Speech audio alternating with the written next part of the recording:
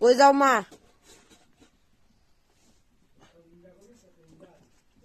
Good morning সবাইকে। যে patient পার্টির অপারেশন হয়েছিল আমার সাথে, সে পেশেন্ট পার্টিটা আজকে শিলি খোলানো হবে, ওই জন্য ওর সাথে যাচ্ছি। দেখো, ভাবলাম 6টার সময় উঠবো, যে ঠান্ডা। আগো, এই ঠান্ডার মধ্যে উঠে আর লাভ নেই, প্রচুর ঠান্ডা। তোমাদের ওখানে কেমন ঠান্ডা তো জানি না, তো আমাদের এখানে কিন্তু প্রচুর ঠান্ডা। কালকে আবার একটু রোদ উঠলো, আজকে ভগবান জানে রোদ উঠবে কিনা। আসলে সত্যি মানে এত পরিমাণে ঠান্ডা, মানে বলে বোঝাতে পারবো না।